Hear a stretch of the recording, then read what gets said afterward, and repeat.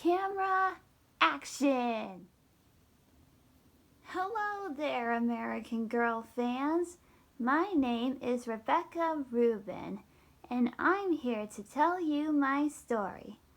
So, I'm from the year 1914, and I lived with my family in an apartment in New York City. I lived with my mama, my papa, my 14-year-old twin sisters, Sadie and Sophie, my 12-year-old brother Victor, and my 5-year-old brother Benny. My grandparents, Grandpa and Bubby, lived right above us. I'm also Jewish. My parents and grandparents immigrated to the United States all the way from Russia, long before I was born. Every Friday night we had a Sabbath dinner, and on Sabbath we lit candles, said a Hebrew blessing, and ate delicious food. I always wanted to be the one to light the Sabbath candles and say the Hebrew prayer, but I was too young. One Friday night, Cousin Max came to join us for our Sabbath dinner. Max was a movie actor, and he immigrated from Russia too. During dinner, Max told a Russian folk tale called Clever Karina. The story is about two men who were told to bring their youngest daughter to a tar, but their daughter had to solve a difficult riddle first. If she figured out the riddle, she would be given a foal from a poor farmer's horse. The daughter, Karina, solved the tricky riddle, and she was allowed to have the foal. I played the role of Karina while Max told the story. Bubby even had a little pin from the Clever Karina story. It's a keepsake she brought with her from Russia. After Max finished the story, my family clapped for me. I wanted to be a movie actress, but my father wanted me to be a teacher. My family didn't approve of actors or movies. Although Jews were not supposed to work on Saturday, which is the day of rest for Jews, Papa needed to work in his shoe store, and I offered to help him. I wanted him to see how grown up I was, and I hoped if I did a good job, he would give me a few extra pennies that I could go towards buying my own candlesticks. Papa decided to let me help him out. Then Papa took out a letter he had gotten that day from my Uncle Jacob. Uncle Jacob and his family were still living in Russia, and they desperately needed Papa to send them money for ship tickets so they could come to America. They were in great danger, and my cousin Anna was sick and weak. The ship tickets cost $30 each, and Papa needed to buy 5 of them for Uncle Jacob, my Aunt Fanya, and my cousins Joseph, Michael, and Anna. Plus, Uncle Jacob needed to have $25 to get into America, a total of $175. I didn't know how Papa would ever get the money. The next day, when Papa and I arrived at his store, I started by dusting some pairs of shoes while I sang my favorite song, Take Me Out to the Ball Game. Then I swept the sidewalk. As I did, a boy named Leo Berg from my class at school and his mother arrived. Leo was always mean to me, and that day was no exception. Leo and his mother had come to the store to find new shoes for Leo. After I finished sweeping the sidewalk, I went inside and did some crocheting. This is my crocheting bag and needle. I generously gave Leo's mother one of my doilies, and she appreciated it. After Leo had his new pair of shoes and he and his mother were leaving, His mother gave me a quarter for the doily I'd given her. I hadn't expected that. But that got me thinking, what if I helped Papa in his store every Saturday and brought more doilies with me? Maybe Leo's mother would come back. An idea on how to raise money for my own candlesticks came to me, putting on a show right in my own neighborhood. I had to bring Benny outside with me, and he played the organ grinder's monkey. His job was to go into the crowd and pass his hat around to collect pennies. I started our show by singing "Take Me Out to the Ball Game," but no one stopped to watch me. When I sang the song "Animal Fair," people stopped to watch, and we got a penny. After Benny told a joke, we got even more pennies. But unfortunately, Bubby stopped the show just then, saying I was shaming my family. I had to give half of the 6 pennies I got from the show to Benny. After looking at my pile of pillow covers, doilies, table scarves, and napkins in my trunk, I came up with another money-raising idea for my candlesticks. Sell my linen in Papa's store. If I worked there a few more Saturdays, I'd have the money I needed. Over the next month, I brought my linen to the store, and people bought them. My linen bag got heavy with all the money I made from them. But my wanting to buy candlesticks for myself faded away as I kept selling more and more linen. I decided to give my money to Papa so he could buy my family's ship tickets. But I was afraid he'd be angry at me for selling my needlework. Max came to visit us with some great news. He had gotten a job as a movie actor, and he gave Papa $50 to go towards buying the tickets. Then I showed everyone the money I'd made from selling my needlework, and everyone was surprised. But turns out Papa knew I was selling my needlework, and he wasn't angry with me at all. And then Sadie and Sophie and Bubby decided to help by selling their needlework too. Bubby gave me her Clever Karina pin and told me to keep it as a reminder that I was my family's Clever Karina. Once Papa had the money he needed, he sent the money to our family in Russia. They bought their tickets and began their journey to America. Uncle Jacob sent a telegram saying they had escaped Russia with great difficulty, and they would be arriving on November 8th. On their arrival day, Papa went to Ellis Island to meet them. My family and I were waiting for them too.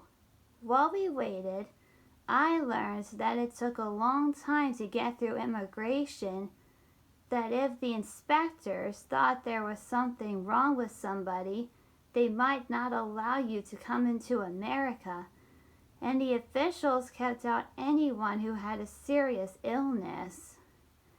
If they thought someone had a problem, a letter was marked on their coats with chalk.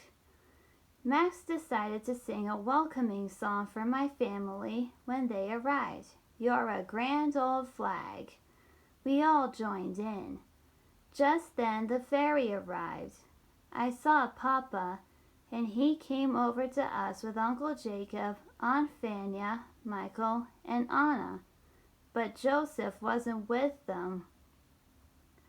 Aunt Fania began to sob, and we learned that Joseph had fallen on the ship and hurt his leg badly. So badly he was limping when he passed through inspection. His coat was marked with an L, which means lame, and they separated Joseph from his family and took him away. Now the officials were holding him on Ellis Island. Papa promised Aunt Fania that he wouldn't let Joseph get sent back to Russia. but I knew it wouldn't be easy getting him through immigration. As we walked to my apartment, my family and I told our Russian family about things here in America that they didn't have in Russia. When we got to my apartment, it was time for my Russian family to get cleaned up after their long journey. When Anna took her scarf off, I saw her hair was the same shade of brown as mine. We looked almost like twins. I was glad to have someone to spend time with, and I was sure we would become as close as sisters. While Anna had her bath, I asked Aunt Fanya if I could call her Aunt Fanny, and she liked that name. The next day, Anna and I began dressing alike in the hand-me-down clothes from Sadie and Sophie. Our janitor, Mr. Rossi, came upstairs and reminded Papa that we couldn't take in boarders. After explaining that they were family, Mr. Rossi said it was okay for a few days, but if they stayed longer than that, he'd tell the landlord. Papa reassured Uncle Jacob that if we had trouble with Mr. Rossi, he'd speak to the landlord himself. After breakfast, I headed off to school with Anna and Michael. Mama and Aunt Fanny came too to register Michael and Anna. Anna and I caught up with my friend Rose, who also immigrated to America from Russia the previous year. At my school, the girls and boys had separate entryways. My teacher, Miss Maloney, decided to try having Anna in my class for a few days, but if it didn't work out for her, she would be put in a lower grade or special class for immigrants. I promised to take care of Anna and speak only in English when I talked to her. The school day began with arithmetic teasers. Anna didn't understand what we had to do. I quietly started to explain to her what it meant in Yiddish, but I got caught and had to wear the dunce cap. Almost everyone in my class, including Anna, laughed at me. But of course, Anna didn't understand the purpose of the dunce cap. She learned what it really meant at lunchtime and apologized to me. After lunch, Miss Maloney told us that my class had been chosen to present the morning assembly that Friday. My school had received a new American flag, and we would recite poems in honor of the occasion. In 1914, there were 48 stars on the American flag. A girl in my class named Lucy asked if we could sing a song. At first, Miss Maloney said there wasn't time for us to learn a song, but after some begging from kids in my class, Miss Maloney decided to hold an audition tomorrow. I decided to sing You're a Grand Old Flag. After school, Anna and I went to Orchard Street, and there was a copy of the sheet music at a music sheet peddler's cart. I bargained with the peddler until he brought the price down to just 3 cents. With my other penny, I bought bananas so Anna could try one for the first time, and she liked it. The next day, I brought my little nesting doll, Becky, to school with me for good luck with the audition.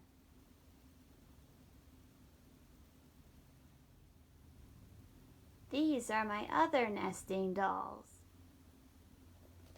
They had belonged to Mama when she was growing up in Russia. When I sang You're a Grand Old Flag, I sang it just like Max would have, by giving the song rhythm. My class clapped along with me, and I ended up being chosen to sing in the assembly. That made me very happy. But then Miss Maloney told me I would have to include Anna in my performance since the poems my class was going to read were too hard for her to read. I was speechless, and Anna could barely pronounce the name of the song. When we came home from school, I took Anna upstairs to the roof of the apartment where Mr. Rossi kept his pigeons. I struggled to help Anna learn the song. One problem after another came up. When it was time for us to set the table for dinner, Michael told us that Joseph was being treated for his leg at the Ellis Island Infirmary, but they didn't know if his leg would heal, and if he lost his leg, he would have to go back to Russia. It made me angry to hear the news and said it would be so unfair. It was ridiculous. We also learned that Uncle Jacob found a job in a sweatshop, cutting cloth for coats, and Michael found a job too with the dairy company, moving the big milk cans from the delivery wagons to the warehouse. Mr. Rossi came up to the roof and said Michael and his family couldn't stay with us anymore. But Victor told him that Uncle Jacob had rented a tenement on Orchard Street. Tenements on Orchard Street were dark inside. They had cheap rent, bad smells were in the air, and the people were loud. Anna cried and said she didn't want to leave, and that I was like a sister to her. I didn't want to lose her, and so soon too. The next day, my class had a rehearsal for the assembly. After the kids read their poems, Anna and I sang the song, but Anna still wasn't pronouncing the words right. And then she forgot the last words to the song. Two other girls in my class, named Sarah and Gertie, told me to tell Anna she couldn't sing with me. I considered telling her that, but I didn't, even though our next rehearsal didn't go any better. I had knots in my stomach on Friday. At breakfast, Anna and I were each given our small American flags, which were given to Anna's family at immigration when they arrived.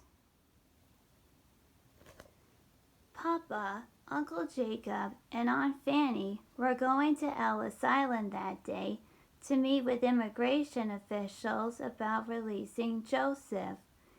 I realized that it would be wrong to force Anna out of the assembly just because her English wasn't perfect.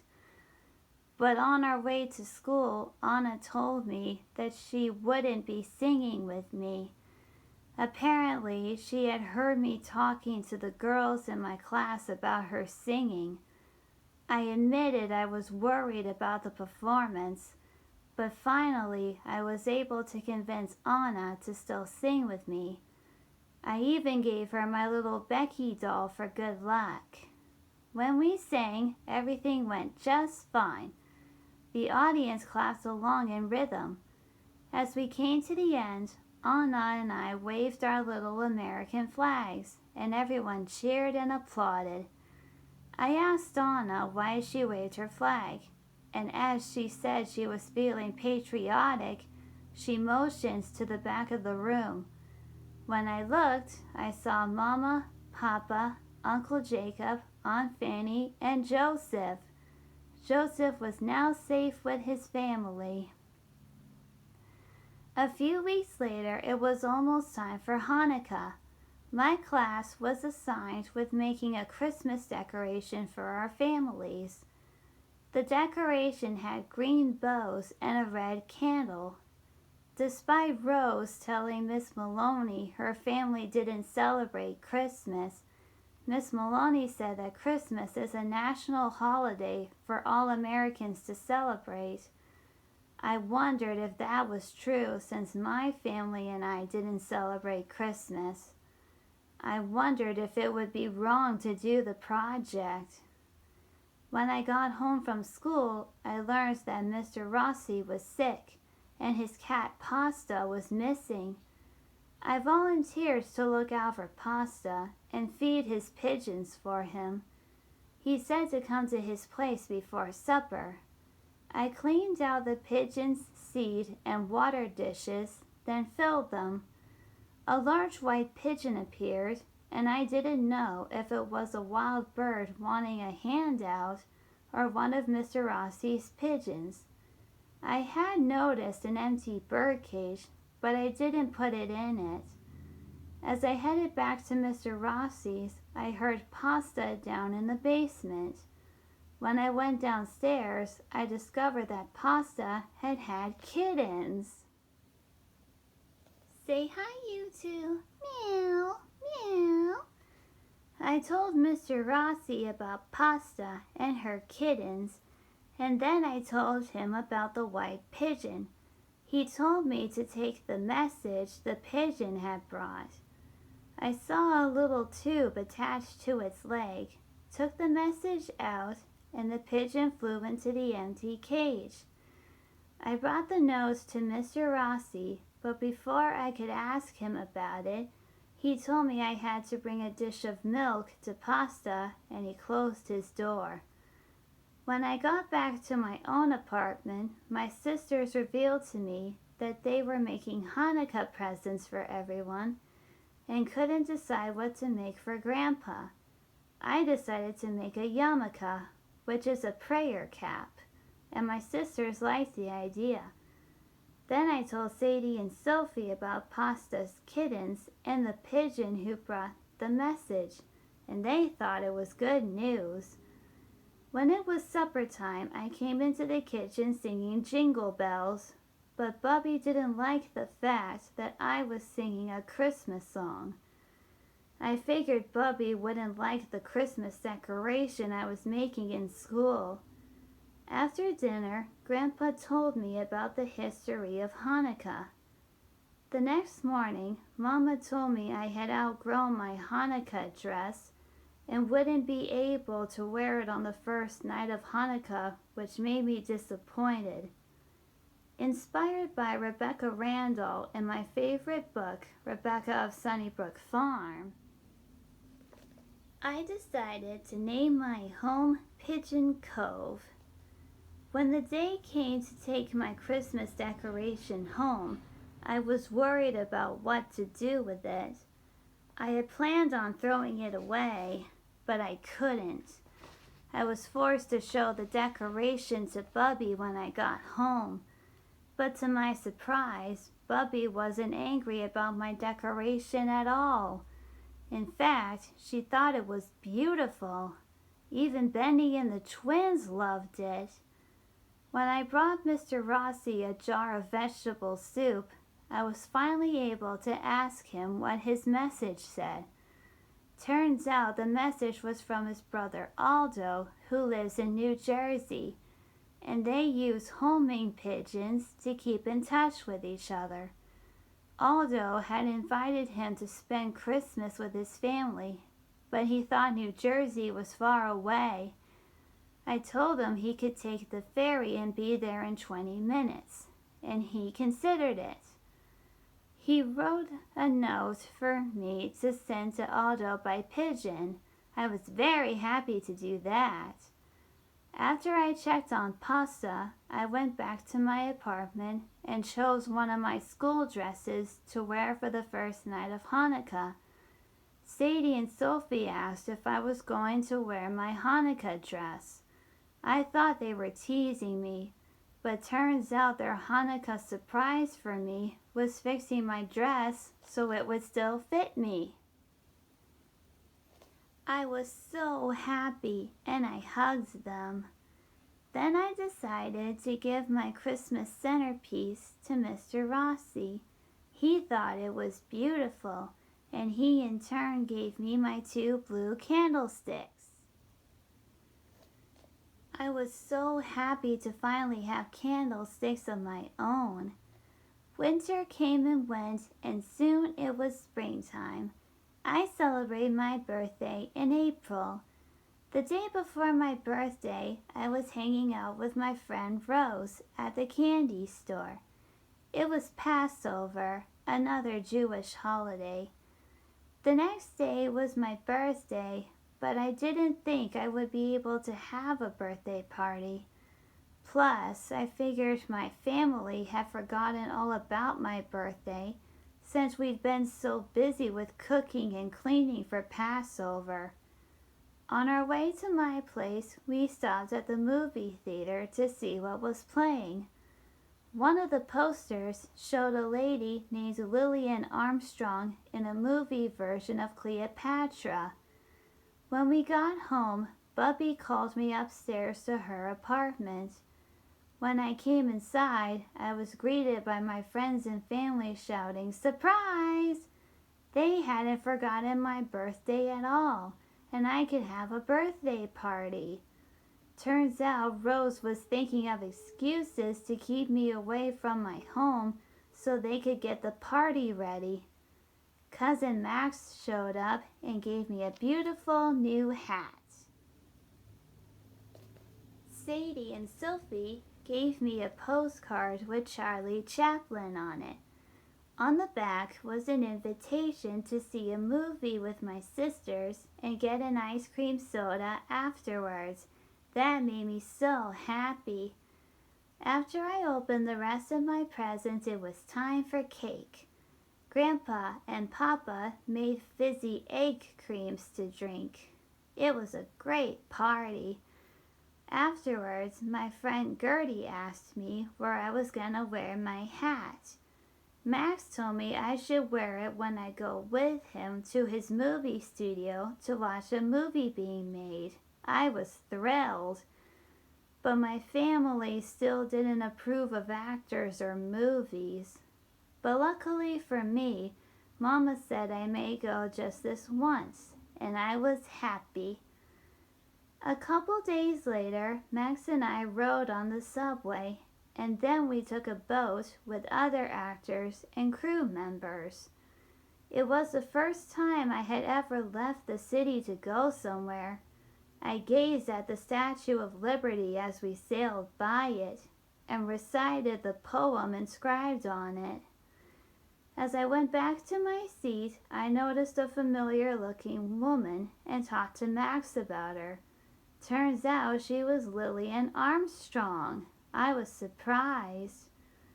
When we got off the boat, we took a motor bus to Max's movie studio, which was called Banbury Cross Studios.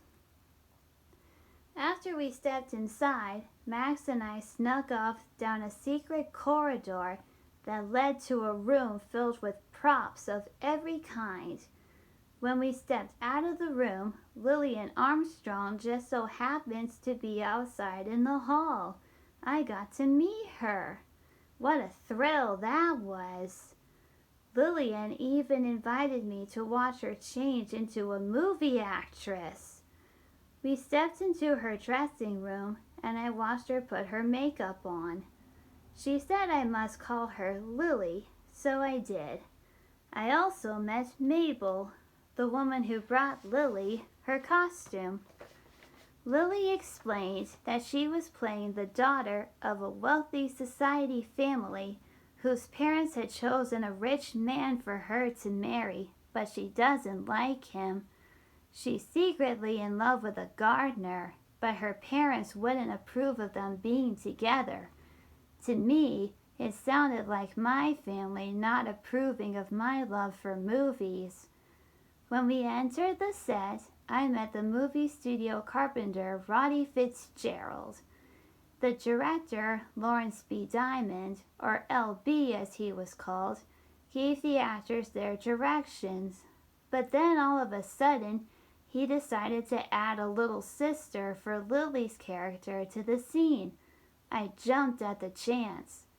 LB looked at me and decided I was the perfect one for the role. Mabel brought me into the costume room and picked out my silky pink gown to wear. Mabel also put some makeup on my face and got my hair ready. Then she gave me a parasol, and off we went back to the set. I also wore the hat that Max gave me with my costume. LB gave me my directions to follow when we started shooting. It was a lot to remember. At first I struggled, but then I got it, and everything went fine. Max, Lily, and LB complimented me, saying I was a natural and a talented little kidlet. At lunchtime, Max and Lily happily danced together as a song played on the phonograph. I also noticed Max making goo-goo eyes at Lily. The afternoon was spent doing more filming with Max and Lily. When we were done, Lily said I was perfect. After Lily and I changed out of our costumes and took our makeup off, we spent the rest of the afternoon sipping tea, chatting, and looking through moving picture magazines.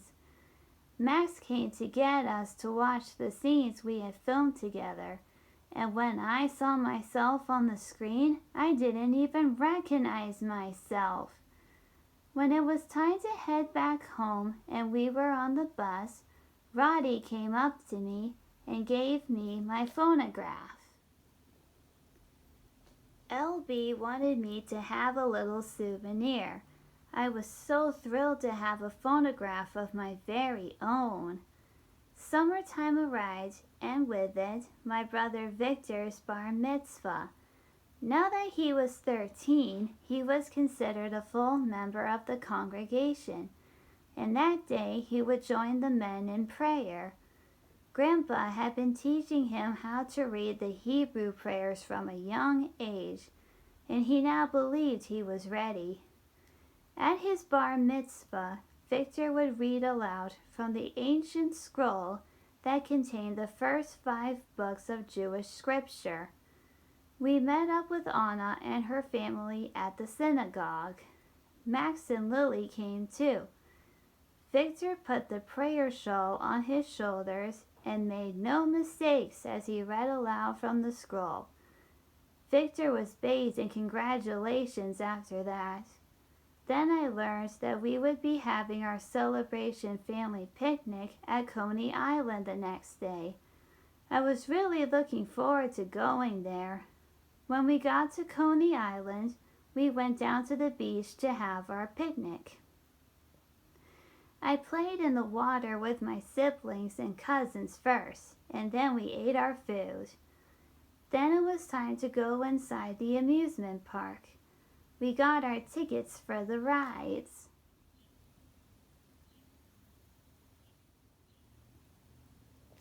And Victor promised to keep an eye on us. We all promised to stay together. My parents and grandparents took Benny with them to walk through a rose garden. The first ride I went on was the steeplechase horses ride. I went with Anna and Max went with Lily. The ride was exhilarating. After we rode the horses, Anna and I rode the Ferris wheel, which was fun. After the Ferris wheel, we walked past a bunch of booths where games were being played. At one booth, I saw that they awarded Kewpie dolls. I love Kewpie dolls. I even have them on my notebook.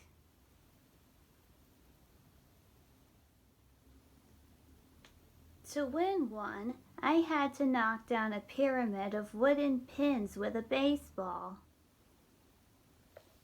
Victor told me I couldn't win at the game, and a group of boys nearby laughed and made fun of me. I tried to knock the pins down, but I didn't knock them all down, and all I got was a pin that had the steeplechase funny face on it. Victor told me I should have listened to him, and I told him to leave me alone. I decided to go off by myself, even though I had promised to stay with my group. Anna joined me. I had 10 cents left, and Anna and I decided to spend 5 cents on something we wanted to do. Anna went back to the Ferris wheel while I made my way through the fun house. When I sat down on a bench to wait for Anna, it buckled and folded up, and I fell on the ground. bystanders laughed at me. But then I decided to put on a performance like Max would. So I put on a little show, and the audience loved it. I was basking in the attention when all of a sudden I heard fire horns and clanging bells. As people rushed past me, I asked what was going on. A woman told me that the Ferris wheel had broken down, and I panicked. Anna was on the Ferris wheel. I rushed to the Ferris wheel. People were stepping out of the cars, but when the Ferris wheel handle got stuck, a fire truck appeared, and a fireman helped the people down the ladder. But when the fireman came to the last Ferris wheel car, I saw Anna standing there completely frozen, too scared to come down. Then I saw my parents, grandparents, and Benny looking up at the Ferris wheel and went over to them. Mama was glad to see I was safe. Then my siblings and cousins and Max and Lily joined us. I admitted that Anna was on the Ferris wheel. Uncle Jacob and I tried to convince a policeman to let us climb the ladder to rescue Anna, but he wouldn't let us. I heard two firemen talking about how one of them was going to get Anna down, and the fireman said he'd carry her down the ladder if he had to. I knew I couldn't let that happen to Anna. She was afraid enough as it was. I climbed up the ladder to rescue her. When I reached the top, I was eventually able to coax Anna into coming down. I helped her get off the car and onto the ladder. A fireman held on to me while I hung on to Anna. When we were back on the ground, our families embraced us. We walked to a restaurant to get some lemonade. When our waitress found out it was me who had rescued Anna, our lemonade order became free, and we were all given a ticket to ride the carousel. Me, Victor, and Anna were scolded by Papa for going off by ourselves. I was also scolded for putting myself in danger when I rescued Anna. But then Papa told me I was growing up faster than he ever imagined. Benny asked if he could ride the carousel, and Mama said maybe, if he took me and Anna with him and kept an eye on us. Anna told me we were just like sisters, together in everything. Max raised his lemonade glass in a toast to me. Then I learned that Grandpa and Bubby had actually played the breaking dishes game. Victor had won a baseball glove at the same booth I had tried to win my Cupid doll. I admitted that he had done a good job at his bar mitzvah the day before, and I was proud of him. Victor also said he played the game twice, and when he won a second time, he picked out a Cupid doll for me.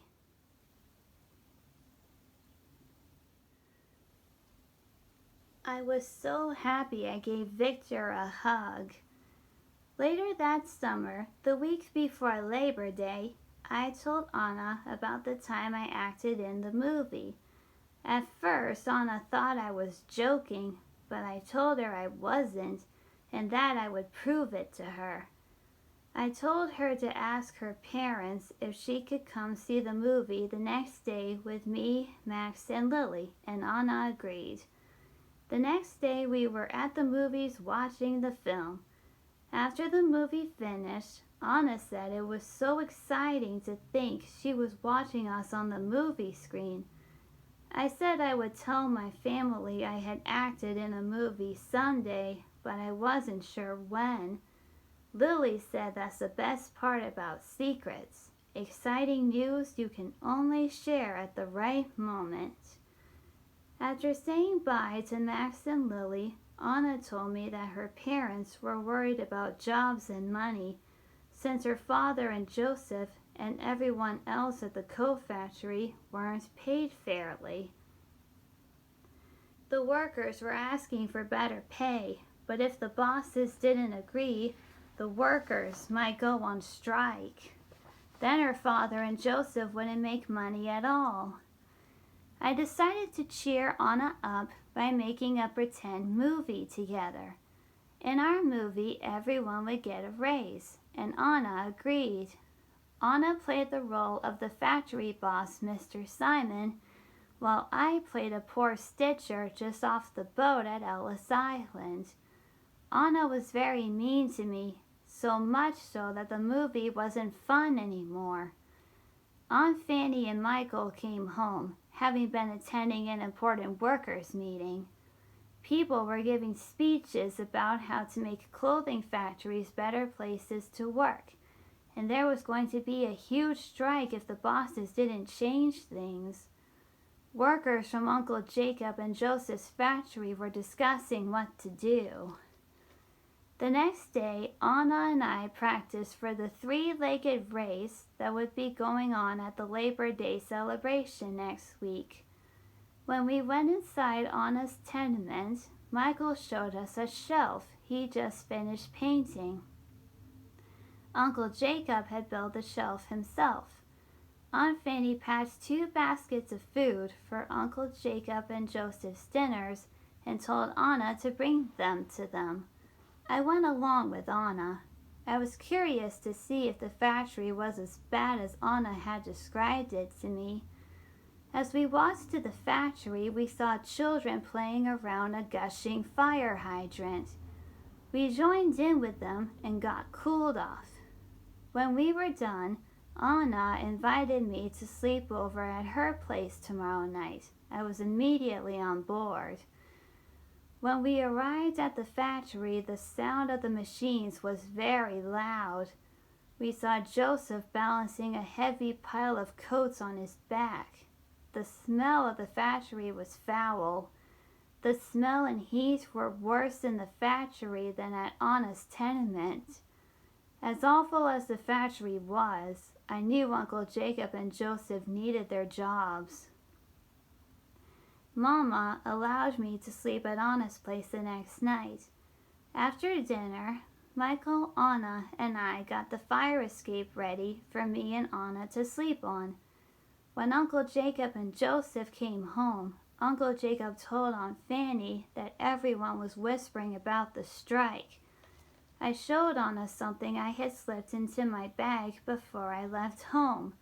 A letter addressed to the newspaper editor about how awful it was inside the factory. But Anna didn't think it would change anything. When I woke up the next morning, I heard newsboys shouting that there were problems at the coat factory. After breakfast, Anna and I helped Michael paint more shelves. Aunt Fanny heard from a neighbor that the workers at the factory had gone on strike. Aunt Fanny immediately got ready to go to the strike and told the 3 of us to stay home. But Michael was determined to go. I wanted to go too, and I was able to convince Anna to go as well. The strike was nothing but madness. Goons appeared and hurt people. When policemen arrived, I thought they were going to fix things, but instead they dragged the workers away. We heard a young woman named Clara Adler from the workers' meeting begin speaking to the crowd on a soapbox. But 2 thugs kicked the soapbox from under her. She fell and was dragged away. I decided to stand on the soapbox and read my letter. But as I did, someone threw a rock at me. It struck my head and I fell to the ground. As Michael and Anna helped me walk home, I saw Uncle Jacob and Joseph get pushed roughly into a police wagon. Mama and Aunt Fanny scolded me for going to the strike. Lily arrived and told me that I had made the world a little better by speaking up for what I believed in. Thankfully, Uncle Jacob and Joseph came home. Max and Papa had been able to bail them out of jail. Uncle Jacob told us that the bosses were going to meet with the strike leaders. The owner of the coat factory had agreed to listen to their complaints and discuss solutions. But all the workers who were arrested, including Uncle Jacob and Joseph, had been fired, and they would make sure no other factory hired them. Joseph said it didn't matter what improvements the bosses made, but Uncle Jacob told him he should do his part to make the world a better place. At the Labor Day celebration, I saw Max and Lily arrive with LB and Roddy.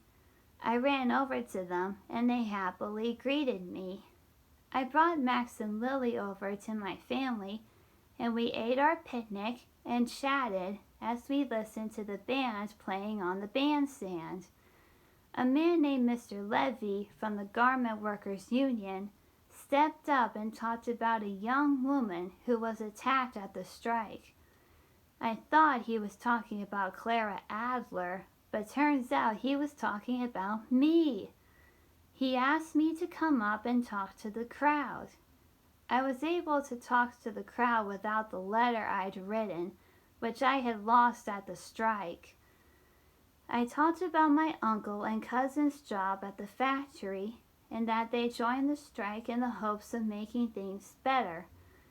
I also said thanks to the strike, the factory would be a better place to work, and the audience applauded for me. When I came back to my family, Papa said I was a natural and that I was going to make a fine teacher one day. Then Max announced he had some bad news and good news. The bad news being his movie studio was moving to California and Max would be living there now. Lily would be going with him. But the good news was that Max and Lily were getting married before they moved, and we were all invited to their wedding. I was glad Lily would be part of the family, but I knew I would miss them very much. Roddy came over to me and Anna and told us he was starting his own construction company to build an apartment house in Brooklyn. He was looking for a cabinet maker, and I knew the perfect one for him, Uncle Jacob. We brought Roddy over to him, and Uncle Jacob got the job in just a few minutes. Uncle Jacob would also be able to move with his family to Brooklyn, where they would live in a better apartment. Afterwards, my family and I danced in a long line with other people to the band's lively folk tune. After we danced, I decided to tell my family I had acted in a movie. I started by saying that we all play our own music in doing what we love to do. When I said my music was acting and that I had acted in a movie, my family was very surprised. Papa said he would have to think about me acting in movies. Then it was time for the three-legged race. Anna suggested we go watch, but I was suddenly feeling better enough to still do it. Mama asked me if I was up to it, and I agreed. Suddenly, I felt like I could do just about anything. Well, that's the end of my story. I hope you all enjoyed it. Bye! This story was taken from the American Girl books about Rebecca Rubin.